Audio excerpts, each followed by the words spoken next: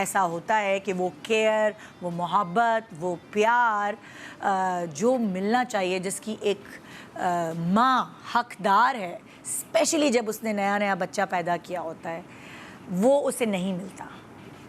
तो बहुत सारी चीज़ें नहीं मिलती, पर उसमें एक ये भी चीज़ है, और ये वो चीज़ है जो सारी उम्र याद रहती है।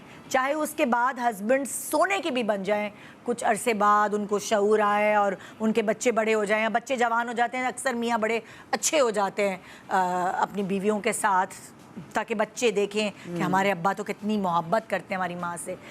या फिर सासें भी जब वो बेड रिडन हो जाती हैं, फिर वो अपने बहू के साथ बड़ी अच्छी हो जाती हैं, या नंदे भी। लेकिन बहू को, बीवी को वो वक्त, वो पैच जो उसने बेयर किया होता है बच्चा डिलीवर करने के बाद स्पेशली, वो सारी ज़िंदगी उसके यहाँ कहीं रहता है। और जब वो सोचती है, और अगर उसके वो दिन तकलीफ़ दे होते हैं, उसको तकलीफ़ पहुँचती है। ऐसा है? बिल्कुल है ना? बहुत मेजर फैक्टर है ये, बहुत। और हर औरत से अगर आप पूछेंगे तो आपको यही कहेगी कि बस चाहे अब कितने भी अच्छे हैं, वो दिन मैं नहीं भूलती। और अगर वो दिन अच्छे गुजरे हैं तो आप उसे पूरी ज़िंदगी इंजॉय करते हैं। बिल्कुल सही, आप याद करते हैं कि क्या दिन थे वो। सही बात है, बिल्कुल। सो साइमा, तुम माशाल्लाह तुम्हारे 3 बच्चे हैं जी। तो तुम्हारा एक्सपीरियंस किस तरह रहा? मेरी सास बहुत अच्छी थी, अल्लाह बख्शे उनको। इतनी अच्छी थी कि मैं बयान नहीं कर सकती। मैंने ऐसी औरत अपनी ज़िंदगी में नहीं देखी, वो ऐसी औरत थी।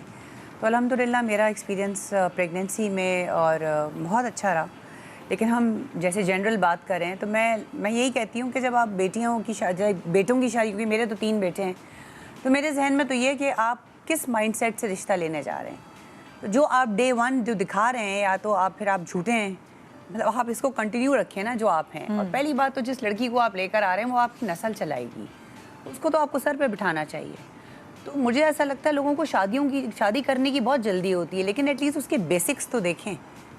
क्योंकि जैसे लड़का चाहता है कि जी मेरी माँ बाप की, मेरी फैमिली की इज़्ज़त की जाए, वैसे आपके लड़के पे भी वही चीज़ लागू होती है कि आप भी लड़की के माँ बाप की, उसकी फैमिली की इज़्ज़त करें। तो ये छोटी छोटी बेसिक चीज़ें हैं। और ये जहाँ तक आप प्रेगनेंसी की बात करें तो ये तो एक नेक्स्ट लेवल चीज़ है कि एक औरत एक बच्चा पैदा कर रही है तो उसको तो आप सर पे बिठाएं। और मैंने ऐसी बहुत सारी सासें देखी हैं जो अपने उनके साथ जो चीज़ें हुई हुई होती हैं, जितनी वो ट्रॉमा में हुई हुई होती हैं, तो वो फिर अपनी बहुओं के साथ भी वही चीज़ करती हैं। क्यों? मतलब ठीक है, लोगों के बैड एक्सपीरियंसेस होते हैं, उसको आप रिपीट ना करें ना, उसको आप कहीं दफन कर दें। मुझे ऐसा लगता है कि किसी भी सास के साथ अगर कोई ऐसी चीज़ हुई हुई है तो वो उसको रिपीट ना करे और वो उल्टा करे उसके साथ और खुश रखे। मैं कहती हूँ बहुत जुर्रत रखती हैं वो औरतें, वो सासें जो अपनी बहुओं के साथ इतना मिसबिहेव करती हैं। तो अल्लाह इतनी तौफीक किसी को भी ना दे, और अल्लाह सबको अकल दे, हिदायत दे। क्योंकि बच्चियों का तो ज़ाहिर है नया फर्स्ट एक्सपीरियंस होता है, उनको तो बहुत सर पे बिठाना चाहिए। इनफैक्ट शौहरों को भी देखना चाहिए कि हमारी बीवी है, और उसको असल में मर्द हजरात होते हैं ना, वो माँ में और बीवी में फंस जाते हैं। इधर माँ को खुश करो, उधर बीवी को नहीं, जो सही है वो करो। क्योंकि जब मियाँ बीवी की शादी होती है तो उनका रिश्ता ऊपर हो जाता है। और ठीक है, माँ बाप अपनी जगह है, उनका कोई नेमल बदल नहीं है, लेकिन आप ज़्यादती नहीं कर सकते इस चीज़ को लेकर। जैसे अक्सर बच्चियाँ माँ बनने वाली होती हैं तो उनकी माएँ उनको गाइडलाइंस देती हैं कि बेटा तुम्हें इस तरह करना है, ऐसे करना है, ये करना है।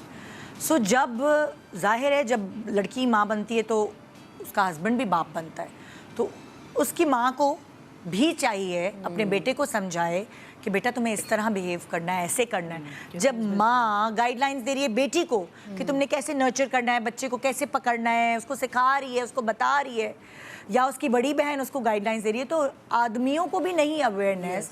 वो जब पेरेंट बन रहे होते हैं उनको नहीं पता कि वो उनको कैसे बिहेव करना है। लेकिन मैं एक बात, उनको ये कहा जाता है कि वो ज़्यादा और करीब ना हो जाए ना बीवी से, तो उनको ये कहा जाता है ये इसके तो बड़े, तुम्हारी बीवी के तो बड़े नखरे हैं, हमने तो इतने 9 बच्चे पैदा कर लिए। लेकिन शौहर को देखना चाहिए ना कि मेरी बीवी प्रेग्नेंट हो रही है, मेरा बच्चा, हमारा बच्चा पैदा हो रहा है, तो थोड़ा सा उसको भी थोड़ा बेसिक, अब तो हर चीज़ आपके एक्सेस में है। आप यूट्यूब लगा सकते हैं, आप चैट जीपीटी से पूछ सकते हैं कि कितने मूड स्विंग्स होते हैं औरत के, हाँ। कितने हार्मोनल इम्बैलेंस चीज़ें हो जाती हैं। तो उस चीज़ को देखे, वो तो शौहर की रिस्पॉन्सिबिलिटी है ना कि वो इतनी अंडरस्टैंडिंग रखे, हाँ। और मैं देखूं यार कि मेरी बीवी में क्या चेंजेस आ रही है तो मैं उसके साथ डील करूं। तो माशाल्लाह जब शादी की है तो वो इतने छोटे बच्चे तो नहीं है जिनको माएँ समझाएं, उनको खुद भी अकल होनी चाहिए कि हाँ। हमारी रिस्पॉन्सिबिलिटी।